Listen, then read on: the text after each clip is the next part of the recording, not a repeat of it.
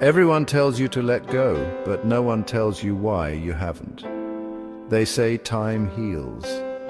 That closure is a choice. That moving on is a sign of strength. But if that were true, why does it still ache when the room goes quiet? Why do you still find yourself reaching for a moment that's no longer there? Carl Jung believed the past doesn't live in the mind. It lives in the soul. And what the soul remembers, the body carries. In your hesitation, in your triggers, in the silence you've learned to survive. What you haven't resolved doesn't rest, it replays. It clings to your bones, whispers through your habits, and waits at the edges of your joy. Not because you're broken, because something inside you still believes the story isn't over. You've built a new life on top of the old wound, hoping it would hold. But the wound doesn't care how much you've accomplished. It only asks one question. Did you ever stop to listen? This is why some memories don't fade. Why certain names still sting. Why the moment you're alone, your mind pulls you backward, not to punish you, but to retrieve something unfinished. Something you left behind in a moment when you were too young, too afraid, or too loyal to speak. Maybe you still carry the smile you wore to survive. Maybe you've lived your entire adult life proving wrong the people who made you feel small. Maybe you're still waiting for the apology you know will never come just to confirm it mattered. Jung warned us. What we do not make conscious appears in our lives as fate. In other words, the past becomes the future if we refuse to face it. We repeat the very thing we swore we'd escape, until we finally turn around and name it. The past you're avoiding isn't behind you, it's underneath you, and until it's seen, it keeps building the ground you walk on. So maybe letting go has nothing to do with forgetting. Maybe it begins with looking directly at the thing you've spent years trying not to feel. Maybe the ghost isn't trying to haunt you, maybe it's trying to free you, but only if you're willing to stop running and ask, what part of me is still waiting to be heard?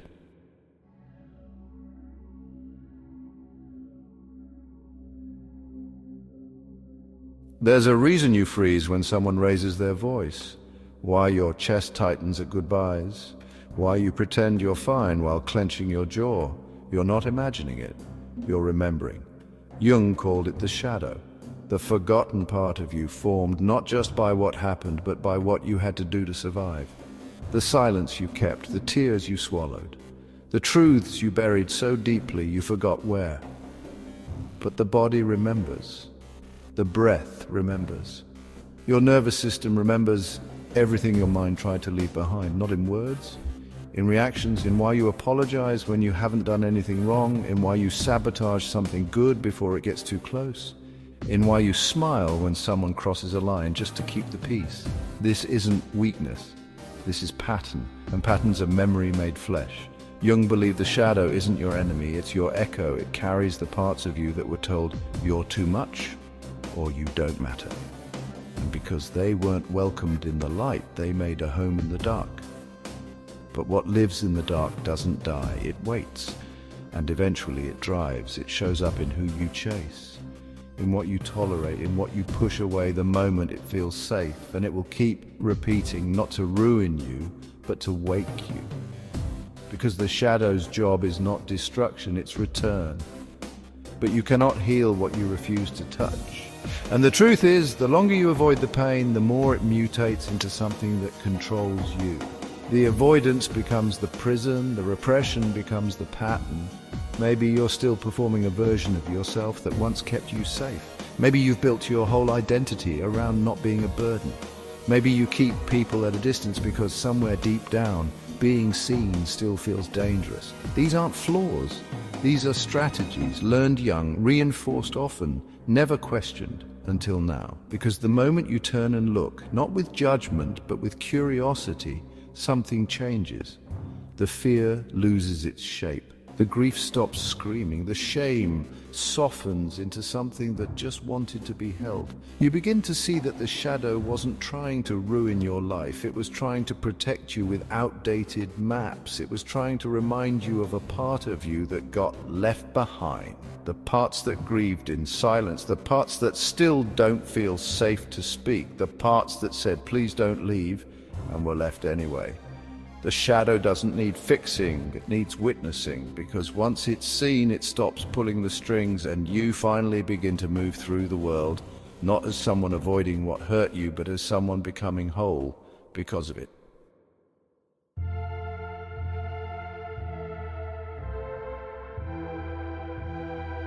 There's a reason you keep going back, not just in memory, but in behavior, in the people you choose, in the places you avoid, in the way you keep circling the same ache as if somewhere deep inside you believe it can still be fixed.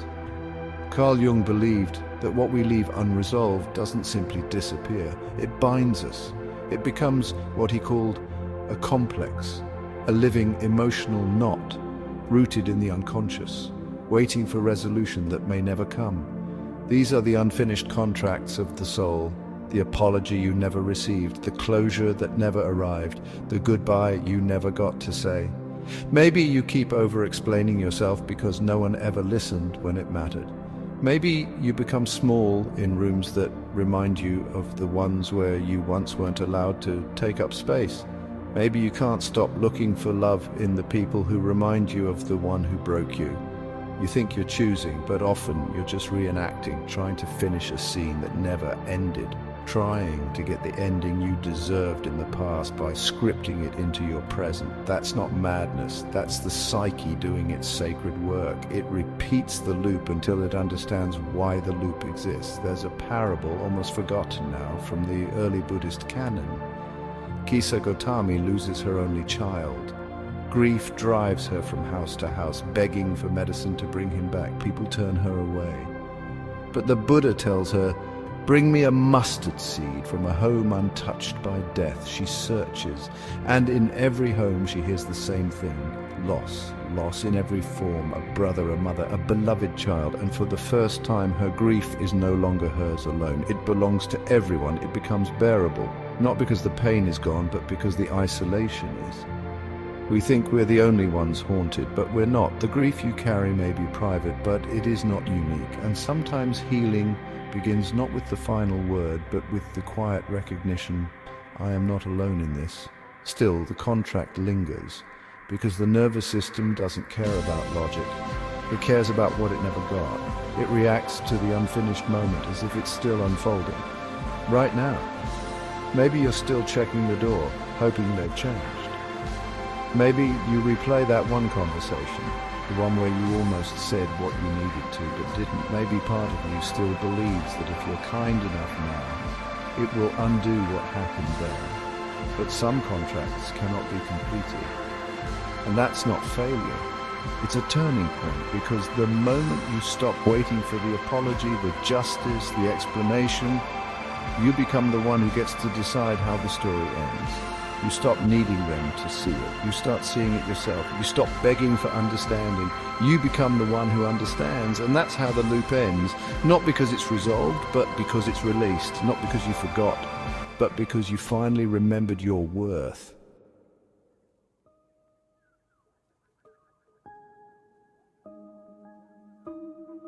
Regret doesn't scream, it whispers, it shows up in the pauses, the what-ifs. The way your voice gets quiet when you talk about the one that got away, the way you say it's fine, but there's a flicker in your eyes that betrays the words. Regret is love misshaped by time. It's the shadow of a self that didn't yet know better, and Jung never told us to avoid it. He told us to face it, to walk into it, not to be consumed by guilt, but to recover the meaning it's been holding hostage. Because the very thing you regret may be the same thing that reveals what you value most. There's an old Sumerian myth. The goddess Inanna descends into the underworld to visit her sister Ereshkigal, a figure overcome by grief and rage. At each gate, Inanna is stripped of something, her crown, her robes, her power, until she stands naked in the dark. Ereshkigal kills her, But that isn't the end. Two beings descend, not with weapons, but with empathy. They don't fix, they don't offer advice, they mirror, they groan when she groans, they echo her cries, and Ereshkigal, for the first time, is seen. She returns in Anna's body. Life begins again. This is what regret is asking of you. Not to be dismissed, but to be mirrored. Not to be fixed, but to be honored. Not to be silenced, but to be met with presence. Because the self you were then did the best it could with what it knew. But the self you are now can do something different. You can tell the truth. You can listen to what the regret is saying, not as a punishment, but as a teacher. You can realize that regret is not a weight meant to break you. It's a signal meant to awaken you, to remind you this mattered. And that's the paradox. We think we regret because we're weak, but we regret because we care, because our soul is wired for alignment. And when something breaks from who we were meant to be, it hurts. Nietzsche called it amor fati, the love of fate. The radical acceptance of not just what happened, but what it taught us. To love your fate doesn't mean you wanted it to happen. It means you stopped wishing it hadn't. It means you let the pain carve wisdom into your bones. Because you may never get the moment back, but you get something better. You get the clarity to live the next one fully. And you get the courage to say, I'm not proud of everything I've done, but I am proud of what I've become.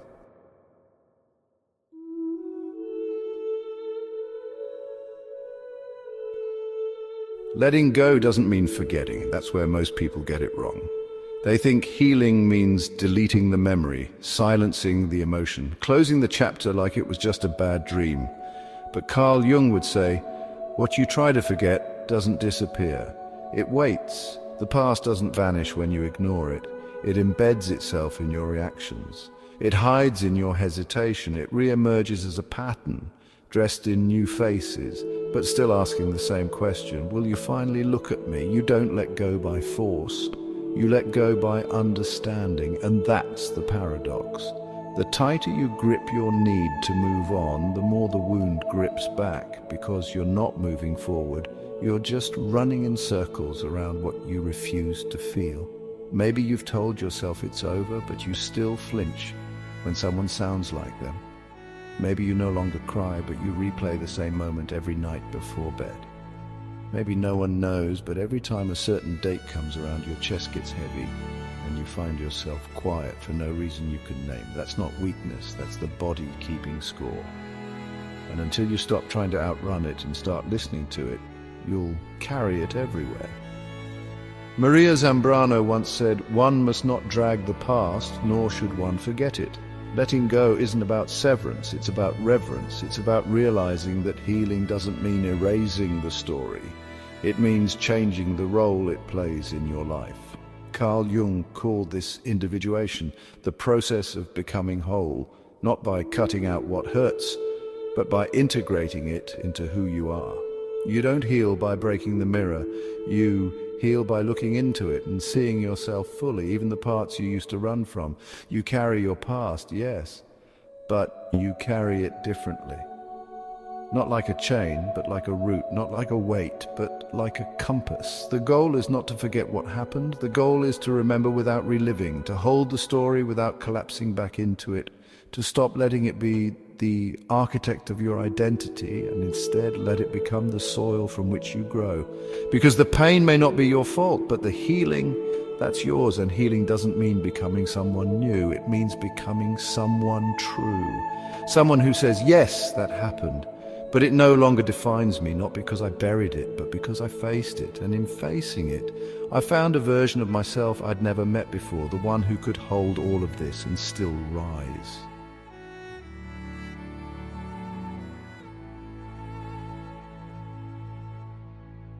There is a moment after the grief, after the regret, after the silence and the storm. It's not dramatic, it doesn't arrive with fireworks or clarity. It's a breath, a moment when you realize you made it.